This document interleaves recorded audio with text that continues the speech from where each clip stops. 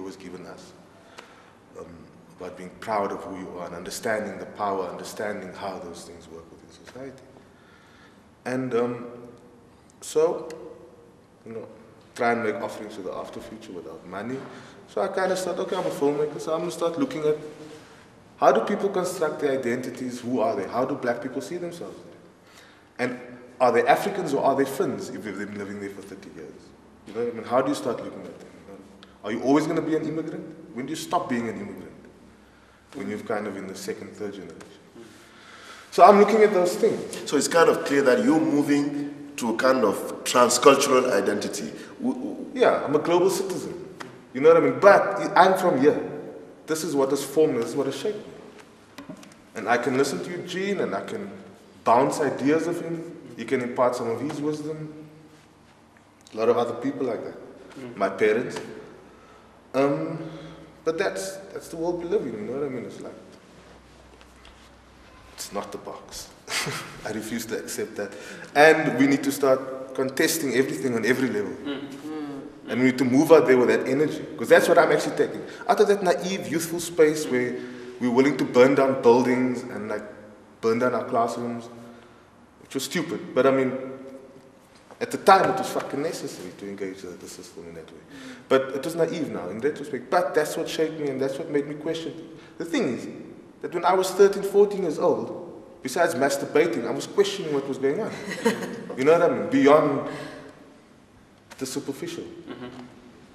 And that is the space, that's what Africa, that's what, when you struggle, you learn to do that. And people who don't struggle don't kind of sharpen those senses. And you need to take it elsewhere. You mustn't just lie on your knife. That's very interesting because that's what actually, when I was introducing this whole idea, show, was to say that Africa is a lab. Africa is a lab actually that could produce a new world. You know, obviously because those experiences maybe are more recent and we still have, let's say, a young generation who actually experiences, and the process individually people are going through here could actually become a model, not just for Africa, for the rest of the world, in a way. Jean-Pierre, what I find very interesting in this discourse, you are talking about your son, you know, and the future of your son. And now I'm thinking about the future of Africa or African people or people from, you know, originally somewhere from Africa, etc. And I and other people have been in this situation, you know, and it was not this generation, it was the generation of my parents. And my parents tried to put us in boxes. And you want to stop with this, you know? For example, my parents didn't want me or they didn't taught me another language than French, you know? Or they didn't develop my Africanity. I'm talking about me, but I know I can represent a lot of colored, mixed race people of my grew up in Europe, you know, and we had to redefine and to look for our origins and to fight for our Africanity, you know. And Jean-Pierre, moi je trouve très intéressant ce que Chris vient de dire, de donner comme expérience. Chris qui maintenant est papa et a un enfant qui est moitié finlandais, moitié sud-africain. Son objectif aujourd'hui est de ne plus le mettre dans une boîte comme nous, on a été mis dans des boîtes. C'est-à-dire que ma génération, j'ai aujourd'hui la trentaine, ma génération d'enfants mixtes a été mis dans des boîtes. C'est-à-dire qu'on a grandi en Europe, on nous a dit non, oubliez votre africanité, il faut pouvoir s'intégrer, il faut parler la langue mieux que les autres, il faut faire tout ça mieux que les autres, donc surtout pas montrer que, etc., etc. Et maintenant, on en est arrivé à une autre réflexion. Et je voudrais que Katharina nous donne son expérience, puisque vous aussi, vous avez vécu en Europe, et maintenant, vous êtes en Afrique, en train d'élever un enfant qui connaît peut-être moins l'Europe, etc. Est-ce que vous pouvez nous partager cette expérience?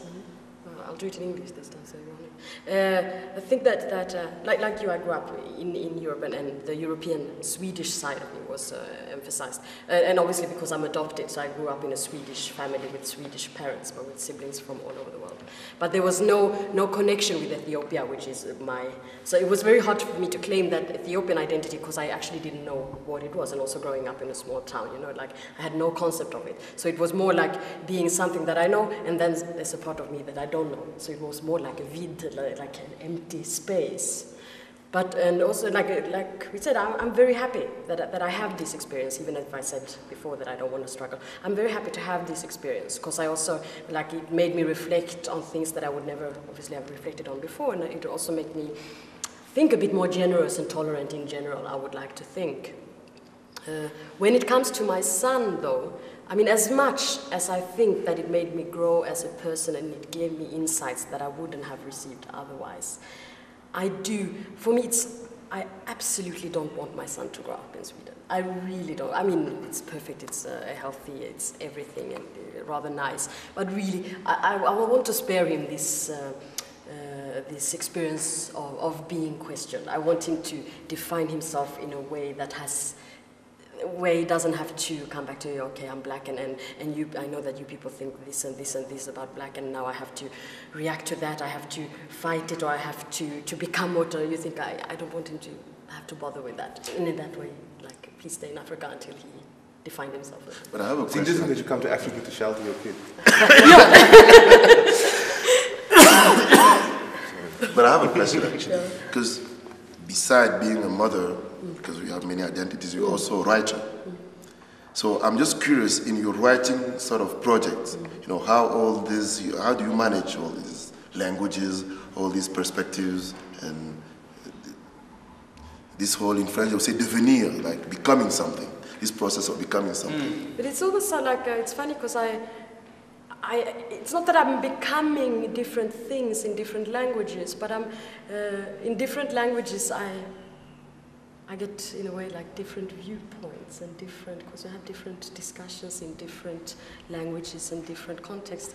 So it doesn't make me completely schizophrenic, a bit, but not completely, but also it brings richness, it brings so much more and so much more input that